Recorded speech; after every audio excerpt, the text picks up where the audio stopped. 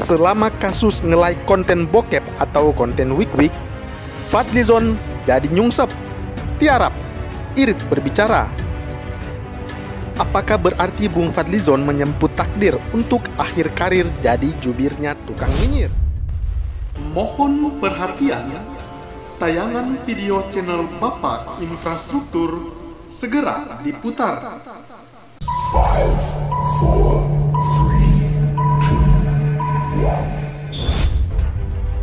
Fadlizon menjemput takdir, akhir karir jubir tukang nyinyir. Ditulis Masunu di siword.com. Membicarakan Fadlizon tentu akan berkaitan dengan kenyinyirannya terhadap pemerintah, utamanya kekritisannya kepada Presiden Joko Widodo. Sejak Pilpres tahun 2014, Fadlizon sudah pasang kuda-kuda untuk melawan Joko Widodo. Dan itu wajar karena junjungannya Prabowo Subianto pada pemilihan presiden di tahun 2014 berpasangan dengan Hatta Rajasa yang harus berhadapan dengan pasangan Joko Widodo Yusuf Kala. Fadlizon terus-menerus menyinyiri Jokowi. Dan pemenang Pilpres di tahun 2014 adalah Joko Widodo Yusuf Kala. Sebagai pecundang Fadlizon sepanjang 5 tahun kepemerintahan Jokowi JK, tiada putusnya melontarkan kritik tajam tanpa solusi.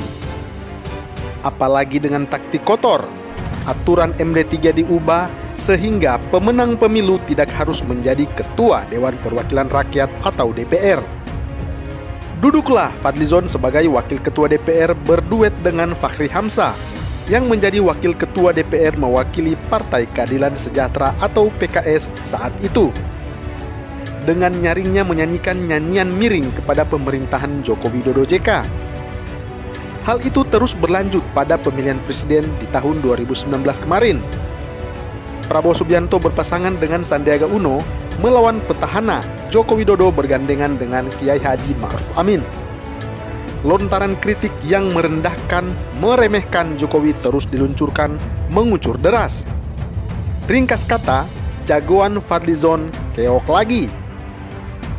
Prabowo Subianto pun tak mau kehilangan kesempatan untuk bergabung dalam kabinet Jokowi Amin. Partai Gerindra mendapat jatah 2 kursi. Prabowo Subianto kemudian sebagai Menteri Pertahanan dan Edi Prabowo sebagai Menteri Kelautan dan Perikanan atau Menteri KKP. Ketika Edi Prabowo tersangkut kasus kecelakaan korupsi, benih lobster dan mengundurkan diri, jatah Partai Gerindra pun diberikan kepada Sandiaga Uno sebagai Menteri Pariwisata dan Ekonomi Kreatif, menggantikan Wisnu Tama, meskipun partainya menjadi kawan Jokowi dalam pemerintahan yang seharusnya mendukung. Bung Fadlizon tetap nyinyir. Inti nyinyiran Fadlizon adalah semua yang dilakukan oleh pemerintah Joko Widodo tidak ada yang baik. Pemerintahan Joko Widodo menurutnya amburadul. Nyinyiran Fadlizon berbentuk puisi, cuitan di Twitter, omongan langsung dalam wawancara atau dalam Indonesia Lawyers Club atau ILC. Lebih dari 6 tahun, Fadlizon setia menyinyir kebijakan Joko Widodo dan para menteri-menterinya. Tak tanggung-tanggung untuk memantau cuitan-cuitan dan berita-berita, Bung Fadlizon menggunakan layar gede. Sebuah kejumawaan bahwa dia dapat fasilitas dengan layar lebar, dia dapat mengumbar koar-koarnya. Namun rupanya Bung Fadlizon menjemput takdir dalam soal nyinyiran. Dia terpeleset lewat jari jempolnya yang nge-like video bokep atau video wik-wik. Dan apapun jurus ngelesnya, orang sudah pada tahu itu akun Twitter pribadi Bung Fadlizon. Apa yang terjadi dengan akunnya adalah tanggung jawabnya. Lepas dari pengakuannya, akun itu dikelola sendiri atau dikelola bersama 4 adminnya. Dan faktanya, Bung Fadlizon nge-like video porno itu. Tak ayal, Fadlizon pun menerima perundungan dari para netizen. Yang kita tahu betapa kejam. Kalau netizen sudah beraksi, jejak digital menjadi alat andal untuk mematahkan jurus ngeles Bung Fadlizon. Sudah banyak komentar sadis kepada Bung Fadlizon karena telah nge-like di Twitternya. Nasib apes Bung Fadlizon berkelanjutan. tak cukup kena nyinyir netizen, Fadlizon dilaporkan kepada kepolisian. Dan laporan itu diterima oleh polisi, yang berarti ada kemungkinan polisi memanggil untuk memeriksa Bung Fadlizon sebagai terlapor. Peluang menjadi tersangka pun cukup besar mengingat Bung Fadlizon dianggap ikut menyebarkan konten pornografi. Maklum, pengikut Bung Fadlizon cukup banyak yang dulu akun-akunnya itu tidak tercemar dengan konten bokep atau video wik-wik. Karena ulah Bung Fadlizon di akun-akun mereka nongol konten bokep itu. Akan tetapi masih ada yang menghambat polisi. Maklum, untuk memeriksa anggota Dewan Perwakilan Rakyat atau DPR, polisi harus mengantongi surat izin dari Presiden. Keistimewaan anggota DPR adalah memiliki hak imunitas atau kekebalan hukum. Imunitas itu pun menjadi tameng bagi Bung Fadlizon. Namun, kalau yang di-share oleh Fadlizon adalah konten porno atau konten wik-wik, apakah juga mendapat perlindungan?